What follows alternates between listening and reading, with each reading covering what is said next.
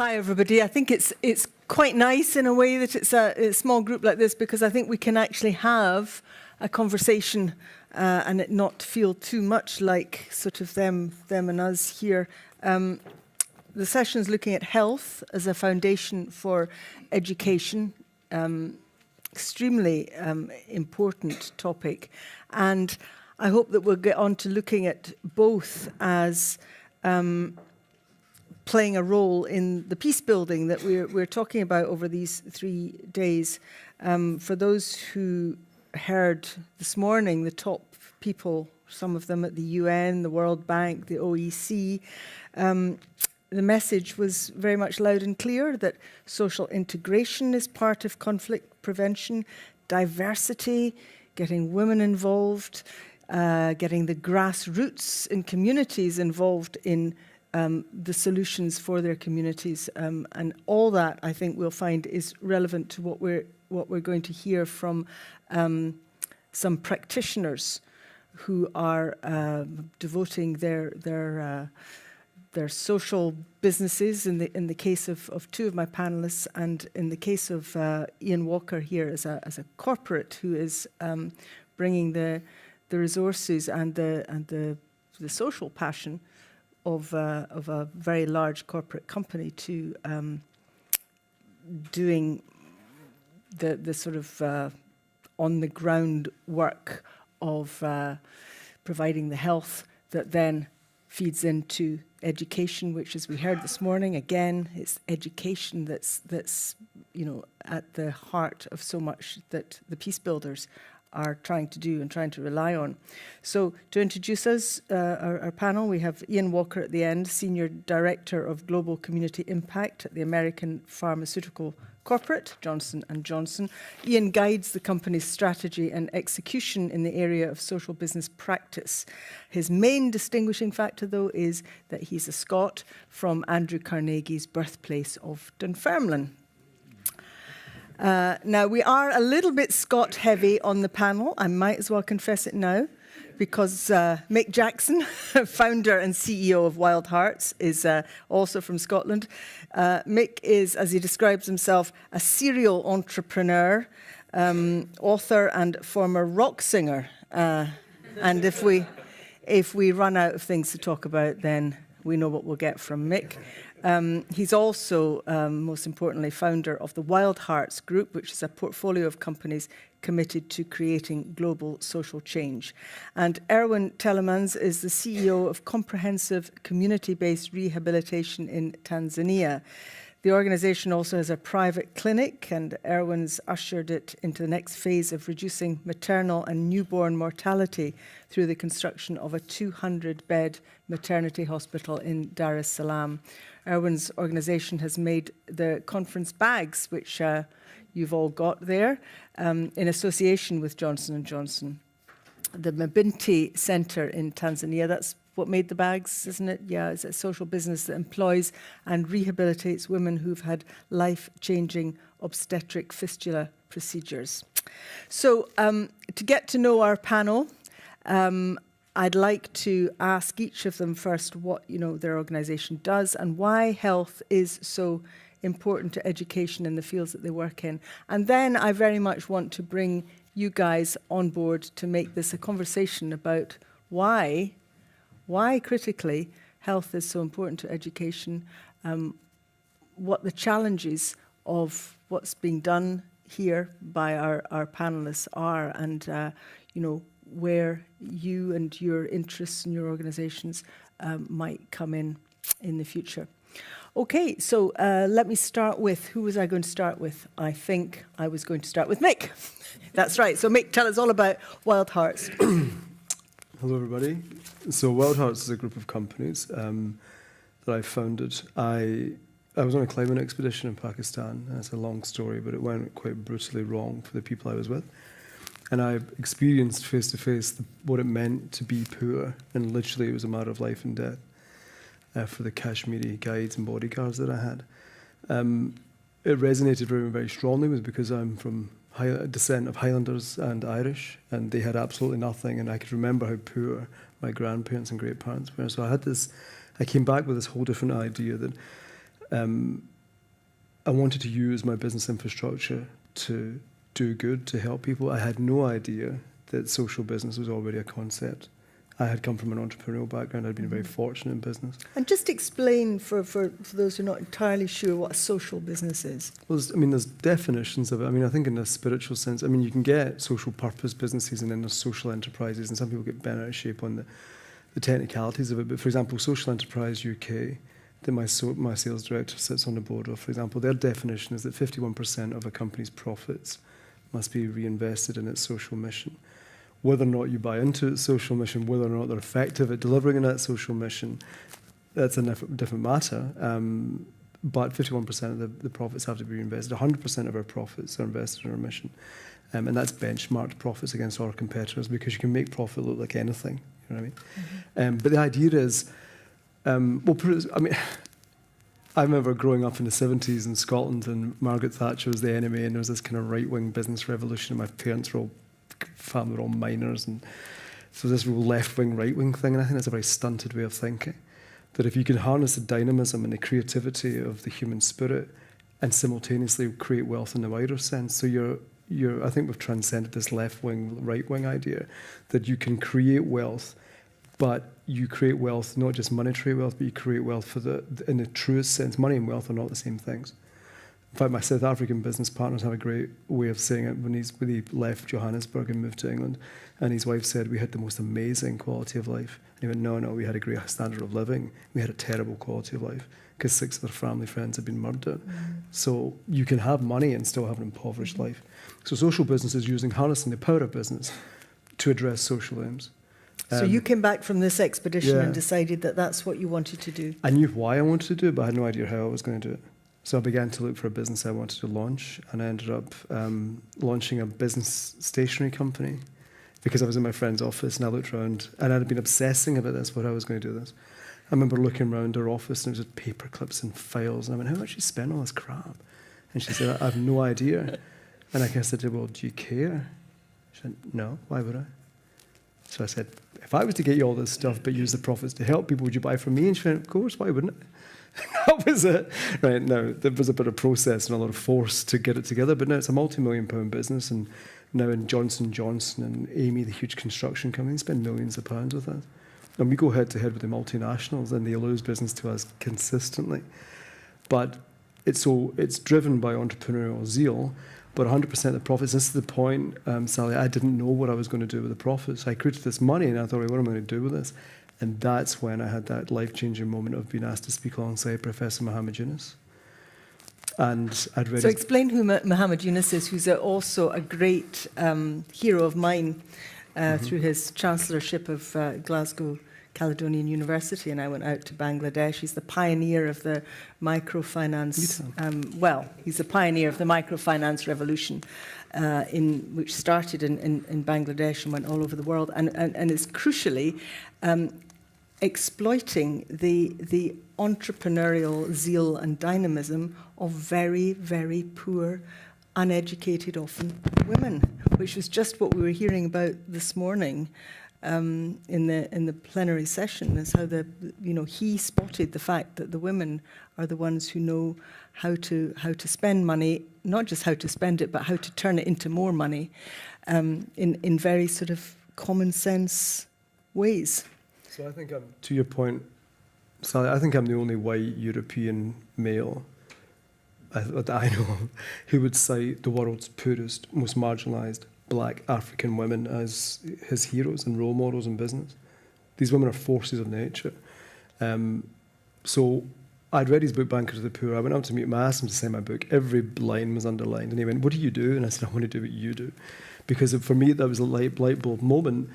If I came from a working class background of my mother who set up her business when I was 3, and I was brought up, as many of us were, you work your way out of the situation you're in. To then see that a potential, never a panacea, but a very effective, graceful solution was to extend finance to the world's poorest people. To me, it was and our money that was being used to empower these people was created through entrepreneurship. It was a complete intuitive extension of our values. The thing that bothers me is that I feel that the voyage of discovery I then went on, I should have known. as a man in the Western world who'd gone to a supposedly top business school, I should have known this stuff. I had to go and research. So why would you go from entrepreneurship to finance to health? People would think they were disparate, and it's the point. I mean, the journey I went on is utterly enriching. But what we discovered, just like Professor Eunice, we had zero agenda to empower women. I think it's very patronising. What you find is that from a pure business point of view, the best people to lend your money to in the developing world are women. Now, I personally don't buy into all this. It's open season on men now, as if like the enemy of everything is white men. I think that's quite stunted thinking as well, and less than helpful. And I was speaking to one of our partners, a financier in Geneva. I said, it's not, so the study is in West Africa, if you financially empower a woman, she'll spend the money on food and education, etc. I'll go into that in a second. If the man gets the money, he'll spend on fizzy drinks and prostitutes. Right? I don't know if it's in that order. Right, but I think that's quite disparaging, right? And actually, and I've seen this a lot, because we also have WildHearts Group has a large training company as well, a big entrepreneurship training company. And it's to do with a woman's perception of risk compared to a man's.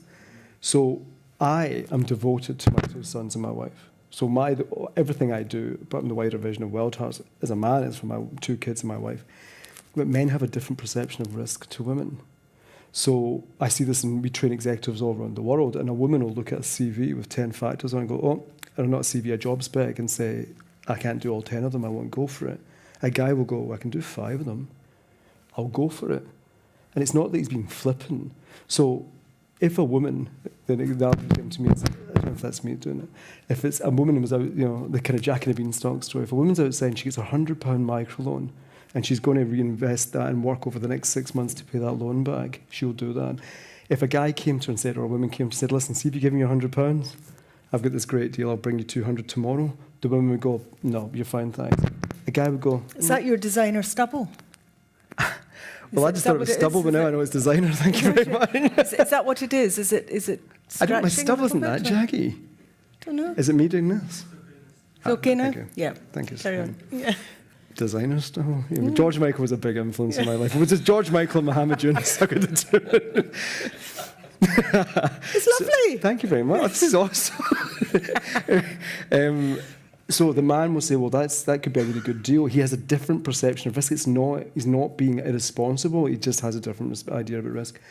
So what we discovered, and it had already been discovered by Mohammed Yunus before us, was that if you invest in a woman in the developing world, she'll invest her money in 3 things. The first thing that happens is her children eat properly. Now, we weigh and measure the children of our clients, and they're taller and heavier than the children of the parents who don't have microloans. So the scourge of child malnutrition is addressed. Second thing she does, and this brings us around to health, is she sends her children to school, but she also has the agency, the confidence, and the financial wherewithal to insist that her daughters go to school. So no, I have yet to meet a female microclient of ours who went to school. This is across 40 countries. All their daughters go to school. I was in Haiti, and one of our clients was selling kitchen utensils in the street, a nice wee stall. And so you look at her and go, right, she's trading in the street. One daughter was studying law, the other daughter was studying medicine. Now that's the start of the middle class. So she addresses education for her kids. The third thing that happens is she discovers the agency in her own life. She goes back to school. She begins to realise that she is in charge of her own life. She has a network of women outside it. And so domestic violence goes down. So I want to hear from the others shortly, but just you've explained the background to everything you do. What briefly then is it that you're doing in these 40 countries? So we extend finance. So Right. we started off funding microfinance, but because of the scale we're now at, we now own the banks in Malawi, Zambia, and Zimbabwe. We also have a large... You own the banks? The foundation owns the banks. I don't own them. WildHearts Right. Foundation owns the banks. Right. So we're one of the largest employers in Malawi of high-quality employment for the banking officers, etc. So that is, if we'd met a few years ago, we'd say we fund microfinance. Now, the scale we're at, we've actually just acquired these banks, which are functioning banks owned by a charitable foundation, the WildHearts Foundation. So basically what we're doing is giving finance to the marginalised and the excluded. Now, I'll finish this. I know Sally's quite a big deal where we're from and globally. I know not to get on the wrong side as her, so I will stick to my time, Sally. Don't worry. You don't want to get on the wrong side of Sally Maggie. Is that this is the point I was making that before you started slagging my stubble. Was I slagging his stubble? Was I? He's getting stubble as well. Is that, and this is the point, I feel I shouldn't have had to have researched this. This should be common knowledge. Because when Ian said, will you come on this, and I was so privileged that Ian invited me to do this, I thought, a few years ago, I thought, health, that's far from where we are, but it's not. But we take an indirect route. It shows how everything is linked. 75% of the world's population of women are excluded from finance. Right, 3/4 of the world's population of women don't have access to the basic services that no business can function without.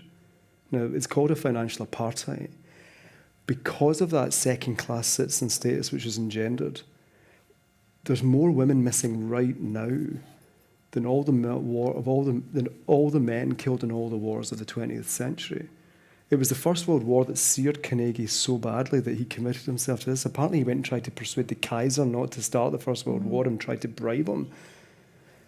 You can't go through a town in Scotland or the UK without a statue to the war dead. And I always bow my head when I go past them because that's what they did for us. And never mind the women back home.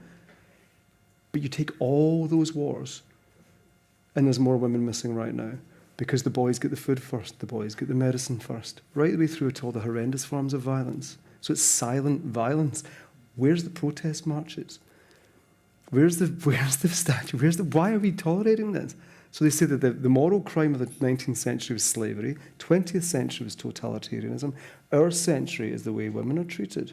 And yet, you go to Western Ghana or rural Malawi and you take a woman with no formal ID, no security, never went to school, no collateral, nothing.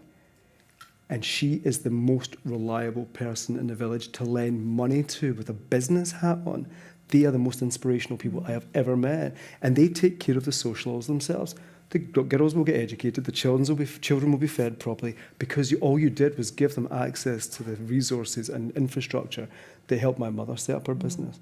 And that's why they're my role models. Yeah. But as we'll come on to later, the cascading effect on health is profound. Yeah. But you have to empower the mother first. Great. Well, we will come on to that. Before I come to your story, Erwin, which I mean, there's going to be so many themes that fit together beautifully in this.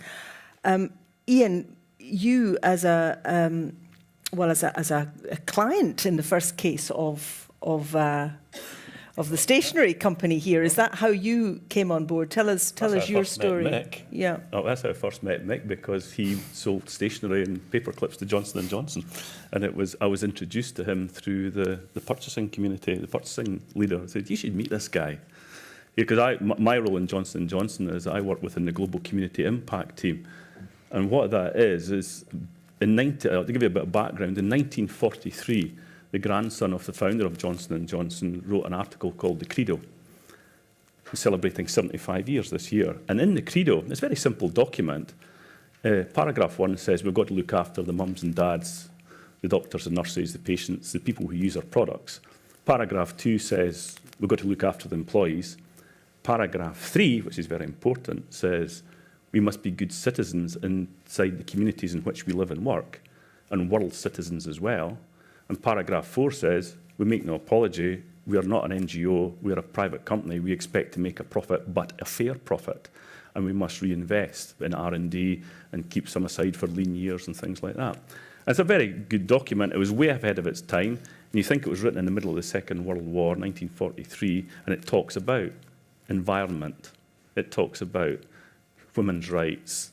It really was way ahead of its time. But the important piece is paragraph 3, which is the area I look after.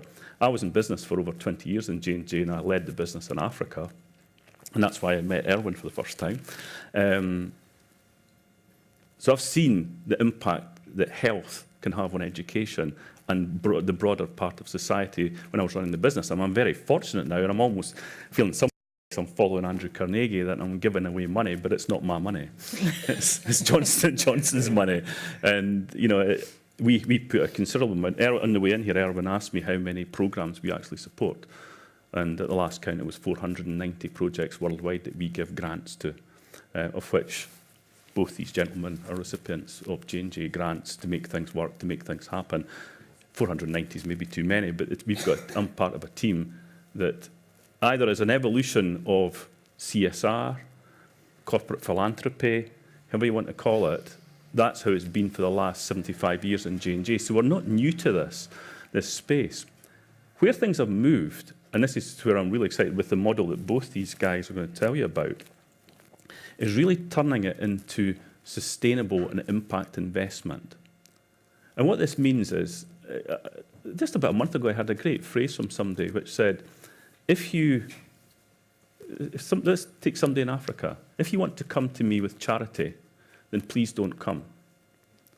But if your future is tied up with my future, then let's partner. And to me, that's a much stronger message, because charity, to me, is short-term. Charity, and J&J has given money, gives a lot of money to charities, and there's a place for charity. But I think the needle has actually changed quite significantly in terms of the big corporates like Johnson & Johnson saying, there's more to just making money. J&J are actually on a mission based on the credo to say we can use our size for good.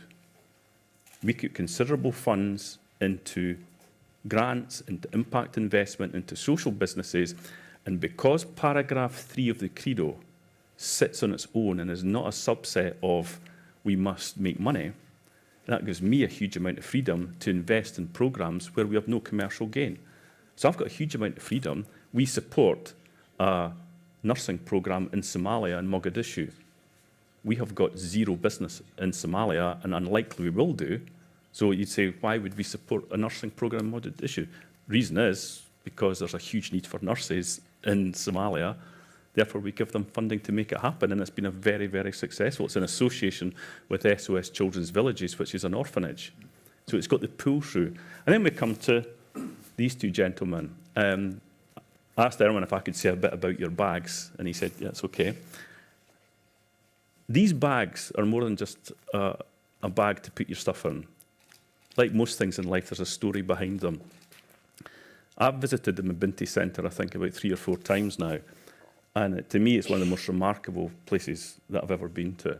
Obstetric fistula is a condition, it's a birth injury that over the latest count, I think it was nearly 2 million women in the world suffer from. The only way to cure an obstetric fistula is with a suture, which is a needle and thread, and that is one of Johnson & Johnson's main products. We made a commitment 3 years ago to donate free of charge every single suture that is used in obstetric fistula procedure worldwide on a free of charge basis. We made that donation. The biggest challenge was, how do we get it to people? So it's available, and it's making an impact in it. What the Mabinti Centre does is it takes women who have had obstetric fistula and are being re-socialised. Some of the women that have had obstetric fistula might have had it for 10, 20, even 30 years. They need re-socialised into society. They need to learn a skill. And when they get cured and on day one they're actually dry because they're not incontinent, all of a sudden they get a skill. And they sit for, I think it's up to about a year at the Mabinti Centre, and they make batik, they make bags, they make clothes, they make dresses. And when this conference came along, I spoke to Angus Hogg, the director, and I said, this is a great opportunity. Because to me, this is the actual link between health and education and peace. Because the women in the Mabinti Centre absolutely had a horrendous condition. They have been cured physically. They're then going to learn a skill. So they're being cured mentally. And they're going back to their village, back to their society with a skill. And then they might go to Mick and say, I've got a real skill. I can make bags. I can make batik. Would you please give me a microloan to set this up? And it all comes together in terms of health being the foundation. Again, I've been very fortunate in my career that I've seen people at the front lines of care in some of the most remote places of Africa, and it's our remit of the division I work in is impacting those on the front lines of care. And just to finish on a very simple story, that I was in Kibera Kibera is the biggest slum in Nairobi. 2.5 million people live in Kibera. And in the middle of Kibera is one of the most, one of my inspirations was this guy called John Ojojo. It's a very difficult name, John Ojojo. And John runs a feeding station for children. And if you come to his feeding station, you get to go to his school. If you go to his school, you get to play in his football team. In that order. It's not complicated. Don't even think about you're going to play in the football team if you don't go to school. And don't think you're going to get to school unless you go to the feeding station. So what's at the foundation of this? He recognises that for people to play a part in society, to be educated, and to then go on and do things to make peace, the most important thing is to give them a full belly, is to feed them, and that is the most basic part of health, is making sure nutrition is right. Feed them, teach them, and then you get to play in that order. So that's the world of Johnson & Johnson. That's what I do. Yeah, thank you. Thank you very much. And I know you've got loads more stories of these connections between health and education, but we've heard a little bit about the Mabinti Centre, Erwin. Tell us your story. Hi everyone, my name is Erwin, and I was born and grew up in Burundi, in war-torn Burundi, and constantly confronted with issues of not accessing quality healthcare, so disability and many other issues. So I always wanted, once I was 18, go back to Belgium, become a physiotherapist, and come back to Africa and basically create a network of hospitals. So I built a hospital in DRC, one in Sudan, in Rwanda, and now joined this incredible hospital located in Dar es Salaam in Tanzania 13 years ago. And these are things you cannot describe. So pictures just say way more than how you can describe it. And those are the women that, have made the back. They are awaiting surgery. There are 3 weeks at CCBRT. We have 70 beds planned for them. And they come from all over the country. We use mobile technology in order to reach them, sending money to all the corners of the country in order for them to receive money and hop on a bus and then come to the facility for their surgery. So obstetric fistula is one of the key issues that we solve. We grew from 150 surgeries a year to 1,000 surgeries a year due to hopping on this mobile money M-Pesa tool in Tanzania. But obstetric fistula is just one condition. We do 10,000 surgeries at the hospital and treat about 100,000 people every year through rehab, through prosthetic devices, etc., etc. So very quick, together with my colleague Susan, who is here, our ambitions grew in various directions. One, moving a little bit away from the traditional philanthropy, give, spend, and so moving more into a sustainable solution. The Africa of today is not the Africa of where I grew up. In Dar es Salaam today you can buy a Jaguar if you want. And so why would those drivers not come to us for their cataract surgery? Now, they wouldn't never come to a hospital of the poor, despite the fact that we were doing good quality. So what did we do? We did like what the aviation sector did. The front seats became our business class. We kind of built a curtain, and as soon as we are in cruising altitude, curtain closes, and the private patients that come now to CCBRT pay 20 times more. Receive the same quality of care, but just a different accommodation. They are seated in a comfortable seat, they have air conditioning, and so those revenues that we generate through the private clinic are reinvested into free surgery for those women. So I have a few of other slides, because we want to go a step further now. Yeah, we've learned a lot from making a lot of mistakes, and through the journey of moving from pure philanthropy to social entrepreneurship, delivering, managing healthcare in Africa, we actually created a contact point in New York in 2008 under the name Kupona Foundation, and Kupona is a Swahili word saying to heal. Yeah, just to learn from the world, because once you're there, I mean, working in this environment there, it's a very closed environment oftentimes, particularly in the field of healthcare and disability. And so we planted the seed in New York, primarily to learn, you know, to get into touch with people from who we can learn and who are wanting to join on our journey. And the vision of Kupona Foundation is basically contributing to achieving an Africa where quality healthcare is no more a privilege. Yeah? Because I recall, I mean, growing as a kid in Bujumbura, it's just, I mean, quality healthcare was a challenge. And so for those women, obstetric fistula is completely preventable. Yeah? They were about to get their baby and did not access the cesarean section in time. You know, some of them had to travel 2 days in order to reach a facility where, you know, there happened to be a surgeon do the C-section.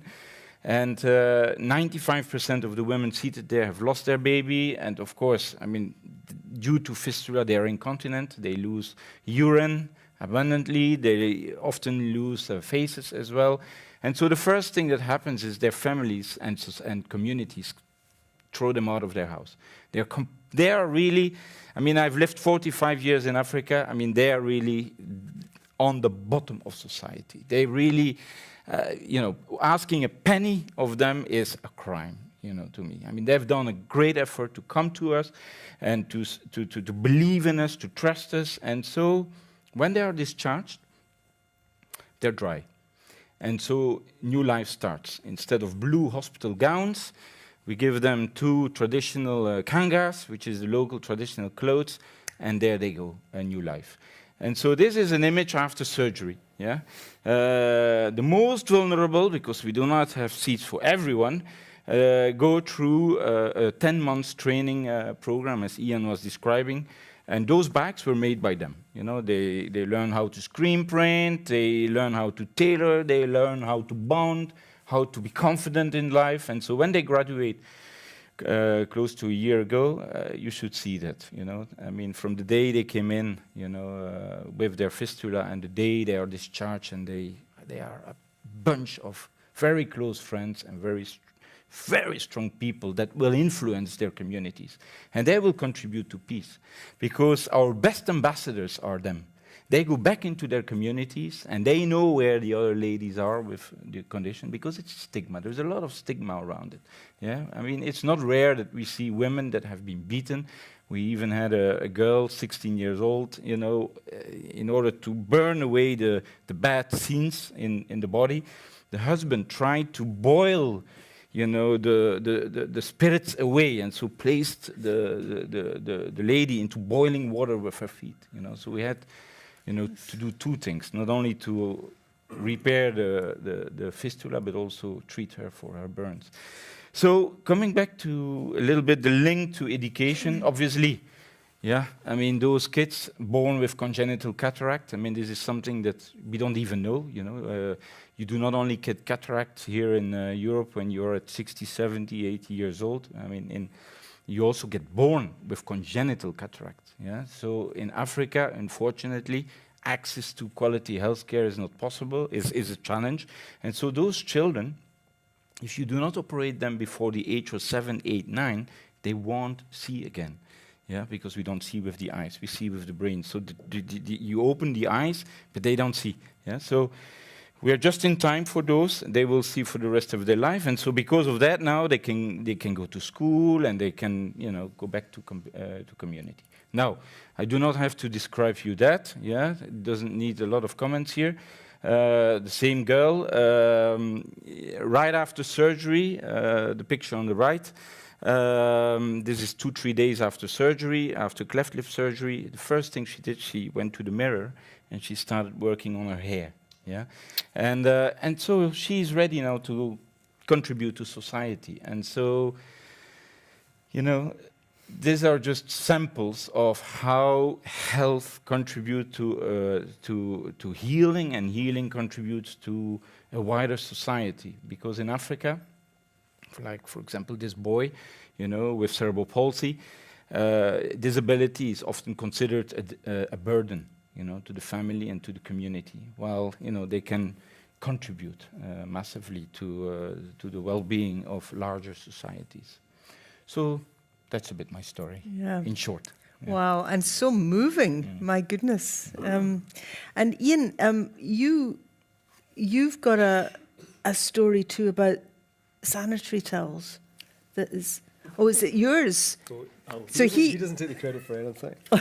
Okay, but it's such a great story, and it So here's the exemplifies this link between health and education so wonderfully. So so we have this entrepreneurship training program called Micro Tycoon, which I was inspired by our micro clients, and it teaches entrepreneurship, and it's won the Babson Prize. Babson College is the world's top school for entrepreneurship in Massachusetts. So it's an incredibly robust way of teaching entrepreneurship, inspired by our micro clients. And from that, one of the parts we teach is that if you're driven, you start with why. Why are you going to do what you're going to do? Because the why makes you join the dots, and things that look completely disparate, if you're driven by this passion, you join the dots. So, where he went from stationery to microfinance, and then went on this journey of discovering which I discussed earlier, the way women are treated, we from that evolved something called the starter strategy. Start the mother in finance. Our wholesalers are like multi-100 million pound suppliers of stationery. We found out in Malawi the kids couldn't go to school because there literally was no stationery to buy. So we have tens of thousands of packs of stationery going to the kids so the mothers can send the daughter to school. I sat with Ian in Glasgow and said, right, you've told me, Ian, that the biggest challenge in sub-Saharan Africa is distribution. Every week there's these women coming out of the rural areas to congregate, to get their loans, to pay their loans back, to get business training. They're all coming together, they're all empowered, they're all confident, growing in confidence. What can we do with that network to empower them further? And I was thinking it's got to have something to do with health, but what? And I thought, well, I'll go to the guy that knows. And he went through all the trauma, burns, all the things that they would discourage that these people in order that they have to face. And then he said to me, keep your laser focus on education, because we've got a very strong brand there, and keep your laser focus on the empowerment of girls, and provide them with reusable sanitary pads. And I said, what's reusable sanitary pads? That was about just over a year ago. And this is the way things happen. At the same time, through our business networks, we formed a document management company. So you think of people like Iron Mountain and GDPR regulations and stuff. We formed a joint venture, completely separate from this, a joint venture with the biggest provider of document storage in South Africa. So the South Africans are served better, their corporates are served better through the document storage, these big warehouses storing corporate documents, etc., than they are in Europe. It's significantly advanced in South Africa. They'd opened up in the UK. We formed a joint venture with them called WildHearts Horizon. So we'd go to Johnson & Johnson and whatever, Virgin Trains, our clients, and say, right, you're buying our stationery, we now want to store your documents, right? Okay, so these are two completely separate things. The founder of our joint venture partner in South Africa is extremely successful in business and found out what we were doing. We crisscross every corner of South Africa on a daily, bi-weekly, weekly basis because we run the document management contract for the South African government. Right, you're all going, where's this going? Okay, so we're going to make sanitary pads, and I'll fund the start of it for you. I was like, okay. And then this guy in South Africa hears about it and comes to us after coming to our summit, the GEL summit, and said, okay, right, we've formed this joint venture with you. We love working with WildHearts. We love your vision. He said, this thing about reusable sanitary pads, I want to turn over the whole of our infrastructure in South Africa to the provision of it. So that's $1 million a year just to run the vans and the drivers. Because in South Africa, and you see how there's all links together, we started with finance, then we started giving them the pencils and the materials to send the girls to school. A year ago, I had no idea about any of this. A third of girls drop out of school in South Africa during their periods. A third. Wow. And I get this, and this boils my blood, right? You go to Africa, a lot of it, I'm not being patronising, go to Africa, there's a lot of countries in Africa, but the schools, I've been in Africa, it's very traditional. When they answer the question, they stand up to answer the question. The girl stands up. One thing always strikes me, and you've seen this, guys, in sub-Saharan Africa, the countries I've been in, quite a few of them, so I'm not being patronising saying Africa. But even though I'm within an hour, I'm covered in dust and look totally manky, to use a Scottish word, the school people, they're immaculate. They're utterly pristine. They've got one school uniform, these poorer kids. The girls get one skirt. She stands up. There's a blood stain on her skirt. In Kenya, the research that we're working with a young girl to do research, a PhD student, the HIV rates were staying static in teenage boys and were increasing with teenage girls. You know why? Because if you went down to the local town, there was an older guy who would give you money if you slept with him, purely to buy sanitary pads. Oh. So these girls were so desperate to stay in school, they would indulge in transactional sex to get it. So the implications of dropping out of school. We have made research, and the journey went on. We had women in South Africa developed this product, which is absolutely amazing. And then Eric, in country, said, we're going to literally with our network of warehouses, we were originally going to manufacture the pads in our warehouses because we've got this capacity. But no, he says, South Africa has a major problem with unemployment. We have to empower the local people. So we changed that model to set up female franchisees. We would be the guaranteed customer.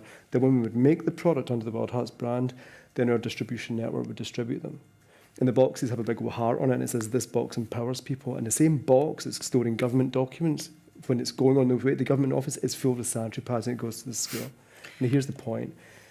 A third of girls drop out of school. You go, right, fine, she drops out of school. Okay, there's other problems in the world, such as, go, wait a minute, let's look at the implications of that. Uneducated girls, the UN have said the closest thing we've got to a silver bullet in human development is the education of girls. Why is that? An uneducated girl is more likely to be trafficked. She's 3 times more likely to contract HIV. It gets worse. Her child has half the chance of surviving to the age of 5. She's more likely to be a child bride. An educated girl has an average of 2 kids. An uneducated girl has an average of 8. If African economies had given girls the same opportunity as boys over the last 30 years, the economists have measured that the African economies would be double the size they currently are. So you name it.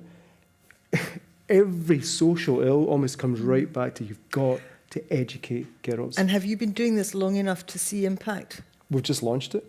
Yeah. So we had the conversation a year ago. Yeah. And last night I sat with Ian over a beer and went, look at this. And there was all these, I've never even, all these women in their WildHearts overalls with their heart, all manufacturing the pads, and then it went out to the first distribution of schools. The South African government said to Eric, we've then, since last year, launched WildHearts Foundation Africa, because we want it to be based in Johannesburg. And basically, the women in the government welled up in front of them and said, this will be the biggest initiative of its kind in South Africa. Wow. So the message is, you go, well, they deal with documents for Vodacom or Barclays or J&J or the South African government. That's a document storage company, a multi-million-pound document storage business services. You've got this issue with girls dropping out of school, but they're completely unrelated. No, they're not. Mm-hmm. If we have business leaders that go, wait a minute, our resources, we just have to turn the lens on the existing resource and we can address that issue. That's social business. That's absolutely fascinating. I'm conscious that I want you to be able to contribute to this as well. Does anybody have either a question or a point they'd want to make? Yes. Oh, I've got this. And hold it right close. Thank you so much for all your inspiring stories. They're a big motivation to move ahead and show the power of social business. I was wondering, particularly in the world of healthcare and concerning drug problems around the world.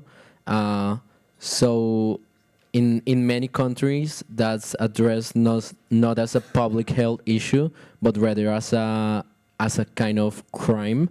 And that generates that the cycle keeps repeating, and there's a lot of profitability in the whole business of drugs. And when it comes to drug addicts, there's no not much governmental support to help them go out of this situation. So my question is, if you were in such a country and environment, which do you think will be some strategies in which you can tackle this problem of drug addiction and turn it also into a possibility for the communities and for the people affected by this problem? Very interesting question, Ian. It's a great question, and it's something that comes really down to government priorities. I think corporates actually have a big role to play in that. The drug problem, the recreational use of drugs, if you want to call it that, is something that goes on all over the world. Governments, I don't know of any country in the world that's actually cracked it in terms of being able to solve it. But when you're looking at the pharmaceutical business, which is also causing problems in some areas, either through over-prescribing or lack of availability, no matter how you want to do it. There's a number of different problems of people actually getting the drugs they need. I'll let the motorbike pass. We've just entered into an agreement with the government of Rwanda for mental health. And part of that mental health is really joining in partnership with the government of Rwanda to basically say, we're going to guarantee you in mental health, antipsychotic drugs, which are used in mental health issues. We will guarantee you that at a much reduced rate for your partnership in making sure you can distribute it. So the important piece is the Ministry of Health in a country probably can't solve the problem themselves. A corporate like Johnson & Johnson can't solve it themselves. A hospital like the one Erwin runs probably can't solve it themselves. But if you actually get like-minded people together and join hands in a partnership, and you identify the priorities, and you don't try to change the world. Rwanda is actually a very small country in Africa that actually has, we were talking about it earlier, it's got reasonably good infrastructure compared with where Rwanda was 20 years ago. Pick the target, and you can actually make a significant difference if you partner with people who are on the ground and understand it. And that goes right out to the people who are in rural Rwanda, who are on the front lines of care, who are actually able to distribute the drugs appropriately. My advice to a lot of the problems, certainly around drugs and pharmaceuticals, is the majority of people in low middle income countries get their care from the Ministry of Health. We cannot have a blind spot that the Ministry of Health is a problem. That is part of the solution.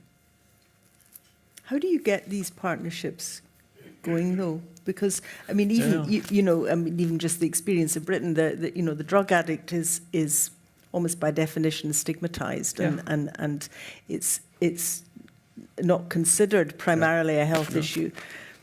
Well, it's interesting because I think a lot of these issues are not medical issues, they're actually public health issues. And it's changing the perspective.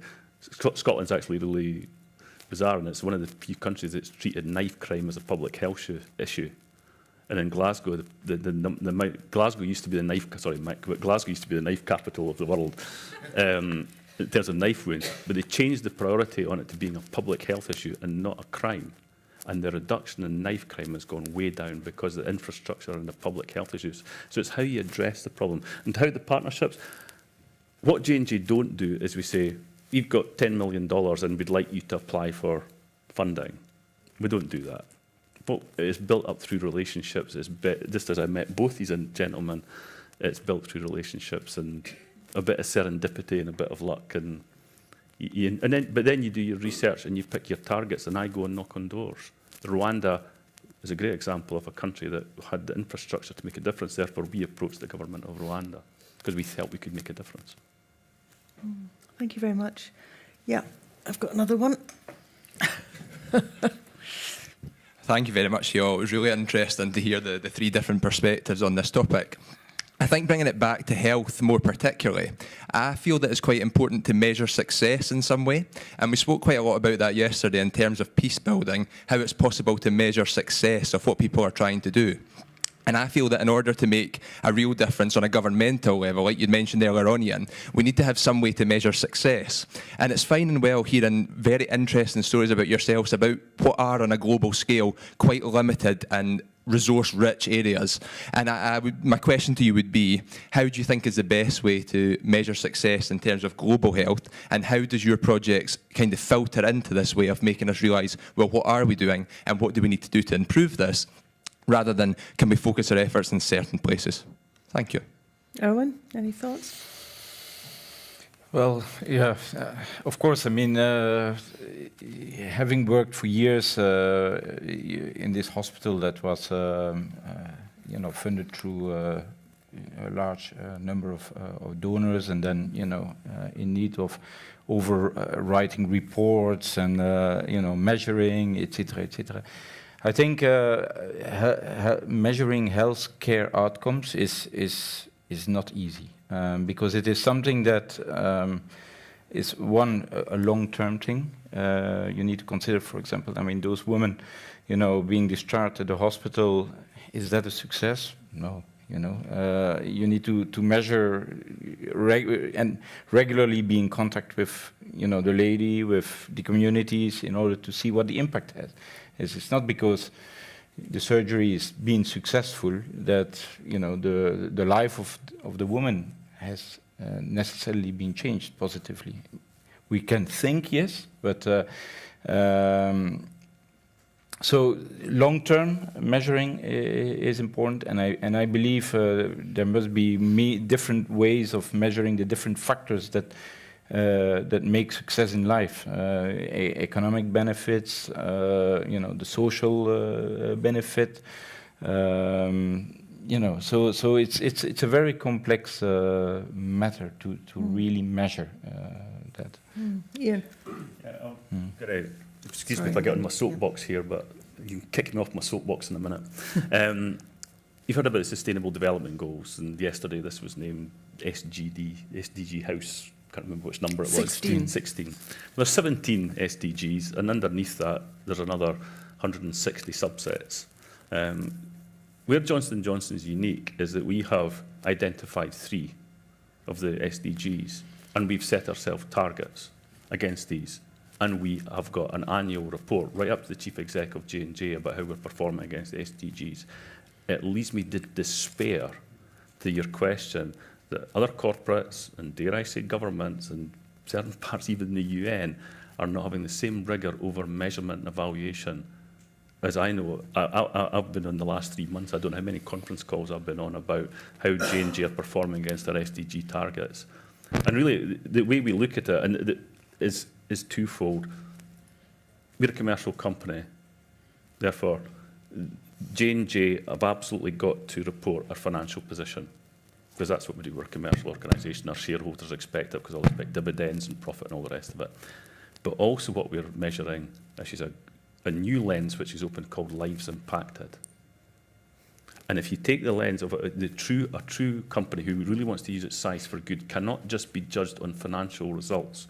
It also needs to be judged on lives impacted. And if we take the 3 SDGs that we've committed to as our guide, that's how we can be judging ourselves. And that's the targets the senior execs have all set themselves. Yeah, the chief exec absolutely has to deliver his financial performance, but he's also got to deliver against lives impacted target against the SDGs. And I'll give you the one that springs to mind is in the area of essential surgery, which is basic surgery and lives impacted. We have set a target of treating an additional 50 million patients by 2020. And I'm delighted to say in the 2 years to date, we're at 42% of that target. So we're on track. And what sort of lies behind your question, I suppose, is the idea that successful and wonderful as all these initiatives are, they're a drop in the ocean. But I wonder whether, what needs to be got across and how is it got across that actually what you're talking about is good business. Mm-hmm. It's not charitable. It makes business sense. And what do you need to get what is working locally to be embraced wider, both by corporations and by, social entrepreneurs like yourself? Well, the good news is, and I'm incredibly inspired by the younger generation. Everyone talks about millennials. I think millennials are up to about their mid-30s now. Mm. But the research of the attitudes of young people are profoundly different from my generation. 86% of millennials say they want to work for a company that delivers social benefits. 76% of young people say they would take a pay cut to work for a company that delivers social impact. When we're talking to execs, talking about making this as a wider message, I say to the chief exec, I'm not here to tug at your heartstrings and ask for charity. If you don't, or if you're not interested in engaging customers, 84% of people say they want, consumers say they want to buy from a company that impacts society positively. If you're not interested in impacting your customers, your future talent, your current teams, you need to go, because that's your job. So if you don't, I call it compassionate disruption. The attitudes of the world's attitudes have changed so much that if you get brands like, oh, no, we don't care about all that, they will find the market share declining, and more crucially, the best people won't want to join them. So they will have severe business consequences. What we're not saying, I don't have some self-righteous attitude and we should all be, join our hands like some old Coca-Cola advert from the 70s and sing like, some naive idea of what the world should be like. But the great entrepreneurs of the past dealt with the issues. So whether it was Carnegie, it was, there was oil and steel and railroads. They were the big industrialists because the country didn't have that infrastructure. The great entrepreneurs now will solve the environmental issues. Now, okay, Elon Musk has had a bit of a meltdown recently, right? See, but that's one thing why I don't get hung up about social entrepreneurs saying, well, X% of our profits. We'll put all that aside. If he creates a chain reaction of Porsche have came out recently and said, no more diesel cars. They've eliminated diesel from their portfolio. And the growth in electric cars, if he's the reason for that, he's one of the greatest social entrepreneurs ever, but he didn't have a social business. So it's showing people that business, it's good business sense to comport yourself in a way that impacts profit, your people and the planet, because your business will function better. And when are you going to reach that tipping point? Because although you say, okay, the polls suggest that this is what the vast majority of people want, especially young people, the evidence isn't there on the ground yet, is it? Otherwise, more businesses would get it. But I think they are themselves. You see the Big Four. I know a lot of the partners in the Big Four, this is maybe going off your topic, I know a lot, they've got a major problem with young, brilliant staff leaving. Because the old model of women, I'm working my guts out to make them rich, and that's it. Nah, I don't want to work here. And so they're going, we're losing our staff. We're actually having a crisis of, or they say, what is our, this was the chairman of one of the Big Four saying, what is our permission to transact? Because people are looking, going, to what purpose does your business exist? Is this also partly a gender thing? I mean, I don't want to get into this, white male thing, but it's always been, women have always really had a better sense of actually, I want to be happy, fulfilled. This job needs to work with my family life. Do you know, I had a really good point, right? And this is, thanks for your question. We're going to answer another one, okay? I love this. We shouldn't be asking it. Now, you might all shout at me, I don't know. And this was not my view. The guy said, we shouldn't be asking why there's so few women in boardrooms. We should be asking why so many men are so stupid that they want to do that. They go, mate, what are you doing? You're working yourself into your grave. You don't need any more money. Thank goodness you're a bloke. But do you know what I mean, though? Because why? Because a lot of women go, nah, you're fine, thanks. I could do it. I actually don't want to. Because it is not entirely sane. Do you know what I mean? So I don't think it's a gender thing. And can we just chill out on the whole? See this whole thing all of a sudden, Ina is thinking, you do know we're the evil enemy, right? How did that happen? Because we thought we had quite good hearts. It's the only thing about measurement, right? The school packs that we had for Malawi initially, if we wanted pictures of beautiful wee Africans, and I'm saying that intentionally because you hear people talk about Africa all the time, going, there's an awful lot of cultures and countries and stuff in Africa, but it's just referred to as Africa. If I want a beautiful wee picture, because we have like world famous photographers that come and do our photography free and stuff, so I can get you all the pictures and go, and I'll write you a story, and then we'll get all emotional. But that's not why we're in this. Because you'll never have a WildHearts talk where at the end they'll go, so if you could all just donate X pounds a month, because we just don't do that. We're saying, but there's no point distributing the school materials if there's no impact on the girls' attainment. So we were initially going to distribute it through our microfinance channels, but we're not geared up for that. That meant my loan officers would have to be doing all the research and impacting the loan impact, and then going, oh, right now we have to go to the local school. So we partnered with this amazing organisation called Classrooms for Malawi. They build schools. And they said, no, we can go into the school, distribute the school packs, and the teachers are completely diligent on attendance, attainment rates. So we say, right, here's all your school packs for the little kids up to the older kids. Now we're going to distribute the sanitary pads. As part of that deal, you must keep a log, and is the girl in school? Right, she dropped out, now she's not. Did her grades go up? And so you can sit back and go, yes, there was an exact impact. On the microfinance, we invested significant funds in a management system called Mazzoni Management System. So we can go to the woman in the village with how many kids she's got to the exact person from Zambia or Zimbabwe right the way through to Malawi. And our loan officers are out on their motorbikes in the wilds with their tablets, logging everybody. So, for example, our global head of microfinance emails have got great news. Usually, a portfolio at risk in sub-Saharan Africa is 5%. If you've got 5% of your loan portfolio at risk of default, that's good. And they were all doing a little dance because we'd got it to less than 1%. So it's banking. Do you know what I mean?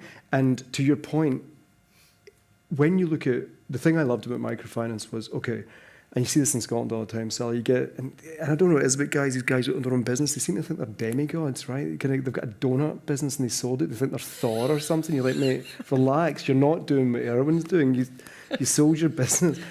But they've always got the war story. So I got my first loan to set up my business because I love this. I went to the Clydesdale Bank, I don't say it for them in Scotland, and I said to them,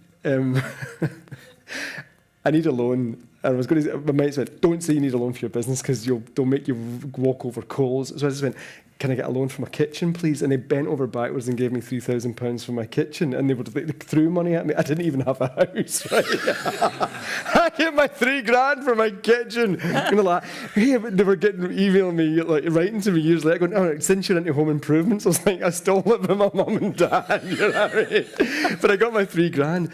And you'll have other people going, the banks wouldn't help me and so wouldn't help me, but my Uncle Danny lent me money. But the implication is somebody they knew had access to credit, right? Mm-hmm. When you find that there's all these people, they literally, you say to any entrepreneur, right, imagine there's no bank, you can't put your staff's wages, there's no money for capex, you can't store resources. How would you have launched your business? You'll get a blank face. You go, well, I thought you were the superhero. How would you have done it? They can't. My point being, in the old days, you could do the really emotional, heartbreaking video, and then the wee happy music where everything's great, just because you're like, okay, would you indulge me with specifics? One thing that really pisses me off about adverts, I'm get my hair cut and I'm watching the screen, it's always a wee African kid in agony, and then the music all cheers up and you go, you haven't even said what country, the reason, there's no context. You'd have to be a psychopath to go, I'm not moved by that, but there's no detail. Go, really? So if, and I'm waffling, sorry, if in the olden days you go, right, there's this issue in Africa and you have to give money to it and it'll be great. Now you say, no, these people will transform their communities if you extend the same banking infrastructure that we have, then you're talking about banks. So the reason I admire these women so much is because they're not the recipients of charity, they're business peers. And they have the same issues that we have, suppliers and saving downturns and rainy seasons. So therefore the same life dynamics apply, albeit in a different culture, different geographic territory. So when you start going, well, how did her loan do and what's the impact on the child's education? You have to measure it because it's not just fuzzy stories anymore. Yeah. Do you know what I mean? Thank you very much. Yes. Hang on a minute. Could you pass back the microphone to that gentleman? Thank you. Yeah, thank you. Very touching stories from you. Yeah, that's a reality in sub-Saharan Africa, especially the areas you are operating from. It might be relatively different from in places like Nigeria, Ghana. Yeah, they are poor, but obviously not as poor as Rwanda, Malawi, and the rest of those places. But one thing Kuti just talked about that I felt that I should ask is just like when he asked about measuring performances, the successes of whatever you're doing. You are doing very great jobs over there. I get touched a lot. But sometimes I ask, like, if you are partnering with the governments, most of these problems are policy related. They are public policy issues. For example, the sanitary pads and all that you've spoken about, the young ladies, even entrepreneurs, they are willing. I mean, for example, Nigeria, we have very enterprising young men and women, but sometimes they don't have the they don't have the finance, they don't have the credit to operate. And how can a business operate when you don't have a capex? You don't have anything to operate with. I mean, the government does not provide all these things, but these are all that government should be making available to them. Provide funds to help entrepreneurs. If you are working with the governments, what you should be asking them sometimes is, well, as a social enterprise, make sure you implement the right policies, provide these things in place so that we will not be repeating the same issues. Africa should be growing. In the next 10 years, we don't want to be repeating the same problems. You were born there. You grew up there. You knew how things were. I don't think it has changed a lot. Is that how we want it to continue? No, that's not what I want. We want a situation where in the next 10 years, we can say, well, we've measured our success. This is where Africa was in 2018. In 2038, I think we've made measurable. By then, we'll be answering his questions. I think that's where I stand. I absolutely agree with you. 100% agree. And that's where I think the whole reason about moving Africa from charity and aid, whoever the charity, if it comes from governments, if it comes from UN, if it comes from corporates, moving it from aid to being a true partnership of, and this includes the banks. So the big banks who are working in, is it Nigeria? Are you from Nigeria? That's your designer, stubble again. Yeah. You're from Nigeria. Yeah. You know, Nigeria's a great example. If the banks in the UK and the Netherlands and Germany were much more willing to deal with Nigerian banks, the lines of credit would be much more easy. The ability to get guaranteed letters of credit. The banks absolutely have to step up and learn. The past is the past. There's a new Africa. I absolutely see that all the time in my trips to Africa. I am advocating for change, like you talk about AIDS. And charity is not going to be it. I don't believe in AIDS anymore to them. I believe in partnership, like you talked about. Absolutely. Deliver the real skills that they need to be able to improve themselves and become a lot better. I think, yeah, Europe has done a lot. I've read the history of Europe, how you people went from one phase to the other. It's so great. And Europe even brought development to Africa. No doubt about it. I mean, there are issues that came around with it, but obviously, I look back and I see changes that were brought in there because of Europe coming in there. No doubt about it. Nothing goes for nothing. That I believe in life. But we cannot continue to repeat the same thing. If Europe wants to help Africa with AIDS, let it be in terms of partnership. Give them those skills. China grew. Now, President Trump or America is in trade war with China. Why? In the last how many years? In the last few years, America was moving, even UK was moving most of their industrial, low-skilled jobs to China. Now, China has acquired these skills, and China is even doing a lot better. Look at it. China's economy has grown so high, so much. Give this to Sub-Saharan Africa. I believe they will improve a lot. And again, in terms of leadership, helping them get the right leaders in place makes a lot of difference. If you have leaders who do not know, who are not exposed, who do not know that they need to put these policies in place, that they need to operate, they need to catch up, they need to modernize.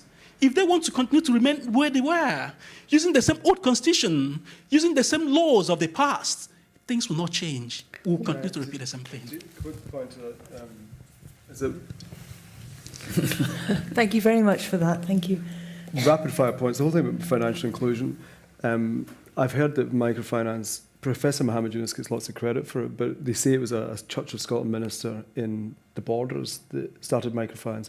He extended credit to local farm workers. Jonathan Swift, who wrote Gulliver's Travels, 25% of the rural poor took access to of his loans.